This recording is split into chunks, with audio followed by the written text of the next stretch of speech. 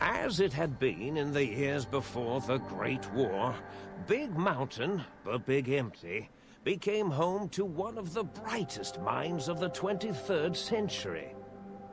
Oh, we beat it. The courier We did watched it! over the Big Empty for years to come, caring for it and keeping its discoveries safe until they were needed to help others. Which had always been Big Mountain's purpose. Past the laboratories and science, it had always been intended as a place to build the future of all mankind. The courier had scoured much of the Big Empty, although secrets still remained in the crater's depths. Perhaps that was for the best, however. Curiosity, while sometimes rewarded for its efforts, often proves to be equally dangerous. Dr. Mobius continued his research undisturbed in the Forbidden Zone. As much as he had attempted to missed a create few better areas. scorpions, he tried the same with humanity, with considerably less success. These failures didn't bother him over much. Once the rush of mentats wore off, he forgot he had failed in any event. After all, the bright young mind who had come to visit him in the Forbidden Zone had already exceeded his expectations. The sink atop the dome bustled with the voices of a small town, constantly chirping, arguing, and snarling at each other. Still, this all happened productively in the interests of its new owner. The Sync Central Intelligence Unit discovered, despite its inversion code, it was comforted by the sense of community the other personalities gave it. The biological research station, obsessed with seeding everything in sight, requested a transfer. Are these all gonna get an 22 ending? Botanical garden, so that it might, in its own words, sensually fertilize the garden's smooth. Stop saying it like that! The garden sent back a polite refusal, saying it had prior commitments with a vault it had helped infect before the war. The book chute continued to devour all seditious materials until it nearly choked on a paperclip. It adamantly maintained it was a Chinese paperclip, and the whole thing had been an elaborately orchestrated assassination attempt. What the fuck? Whatever the reason, it slowed down for a while, carefully appraising each document and clipboard that came to it. The light switches continued to bicker and flicker. This persisted until the day someone dropped a flashlight in the sink, and the two of them united in their hatred of the Showboat.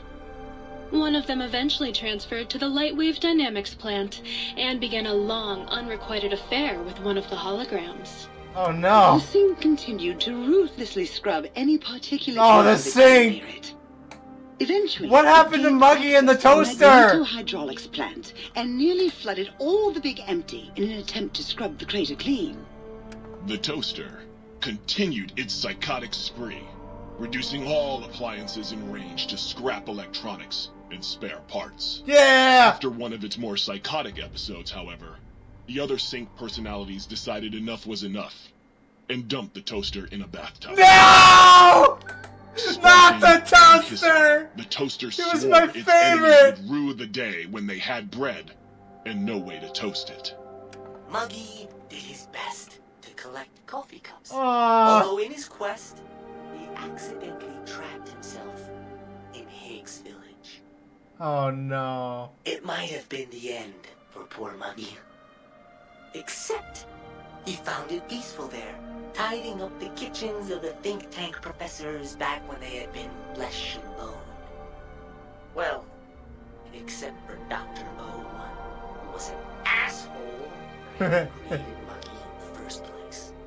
Muggy left O's house deliberately dirty, punishing the dishes and cups that lived there in blind revenge for serving Dr. O. Blind old Jefferson, with sounds the courier brought him, created a symphonic counter-frequency that saved Big Mountain from sonic invasion in 2910. Oh. If you didn't hear about it, good. It was rumored by the other personalities that he had a brief fling with the light switches. Although he forgot their names much too often and was soon left in the dark as punishment. Autodoc, always gentle and methodical, kept sewing up the courier in all the right places when the skin split open from repeated wear and tear. The Autodoc was just glad to have purpose again. It heard its simpler brothers and sisters who got shipped to the Sierra Madre bored out of their skulls in that toxic dead city. In time, the Autodoc found a way to deactivate the Y-17 trauma harnesses, releasing the corpses they had held prisoner for almost 200 years. As the courier ran through the X-8 facility multiple times, the computers analyzed the test subject's movements. Rather than performing a superficial observation, they realized the subject barely knew what communism was, or even what a high school was. This confused them for a time, until the facility finally realized that its research had succeeded. So it let its cyber dogs out into the wastes to help protect small communities from physical aggression rather than communist propaganda. Oh. The infiltration program in X-13 felt spent, having repeatedly upgraded Is this the Professor stealth 8? suit until it could upgrade it no more. It felt warm, fulfilled, and a bit sluggish. It realized not long after, the stealth suit had left it, without so much as a note on the nightstand. So the infiltration program sent out robo-brains into the wastes, looking for its wayward technology. It eventually found Repcon HQ, and set up a new research center, testing and murdering fiends who kept breaking into the facility. The courier, organs intact, continued onwards, a little less heavy of step, but with all the organs in the right places, as they should be. After all, brains can develop a life of their own when left to their own thoughts, and the courier's brain was more clever than most.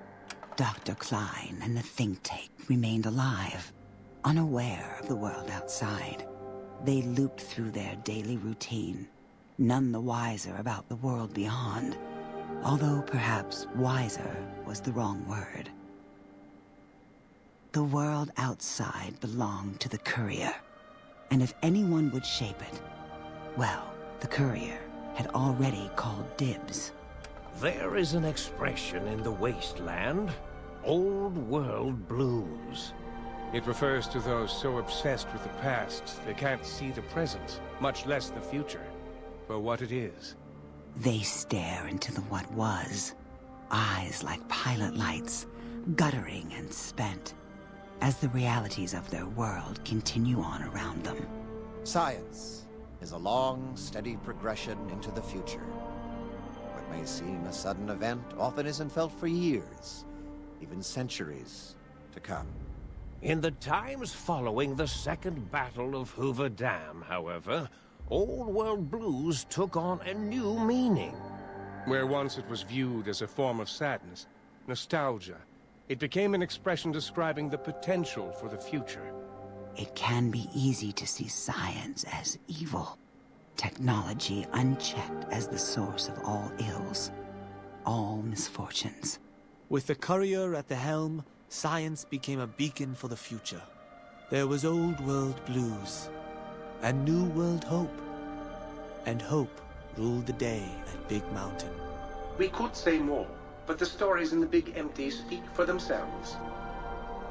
Now armed with the transportal Ponder, the courier could return to the dome at any time and crack open the secrets of the Big Empty one by one. The Sync sat vigilant, waiting for its master to return, shoes covered in Mojave dust.